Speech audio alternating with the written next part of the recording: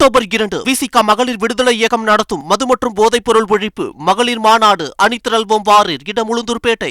அமைச்சர் செந்தில் பாலாஜி எம்பி எம்எல்ஏக்களுக்கான வழக்குகளை விசாரிக்கும் சிறப்பு நீதிமன்றத்தில் விசாரணைக்காக ஆஜராகியுள்ளார். இது பற்றிய மேலும் விவரங்களை எமது செய்தியாளர் சசிதரன் வழங்க கேட்கலாம். வணக்கம் சசிதரன், உங்களுடைய தகவல் என பதிவு பண்ணுங்க. போக்குவரத்து துறையில் மோசடி வழக்கில் குற்றம் சாட்டப்பட்டுள்ள நபர்கள் பதவிக்காக விசாரணைக்கு இன்று ஆஜர்படுத்தப்பட்டுள்ளனர்.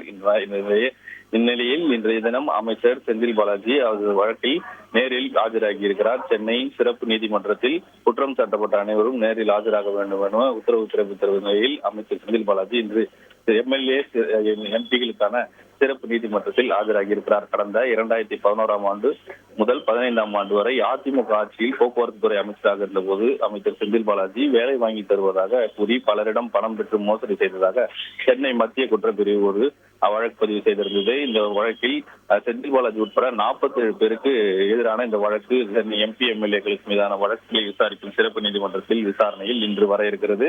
இந்த வழக்கு நீதிபதி ஜி ஜெயவேல் முன்பு இன்று விசாரணைக்கு வந்த நிலையில் அமைச்சர் செந்தில் பாலாஜி இங்கு நீதிமன்றத்திற்கு வருகை தந்திருக்கிறார். அப்போது வழக்கு விசாரணையை நடத்துவதற்கான அரசின் அனுமதி உத்தரவையும் காவல்துறை சார்பில் வழக்கறிஞர்கள் தாக்கல் செய்திருக்கிறார்கள்.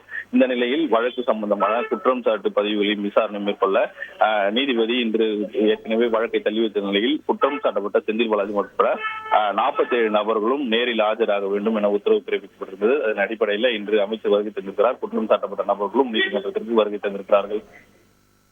விவரங்களுக்கு நன்றி சசிதரன். அக்டோபர் 2 விசிக மகளிர் விடுதலை இயக்கம் நடத்தும் மது மற்றும் போதைப் பொருள் ஒழிப்பு மகளிர் மாநாடு அணிதிரள்வோம் வாரீர் இடம் உளுந்தூர்பேட்டை.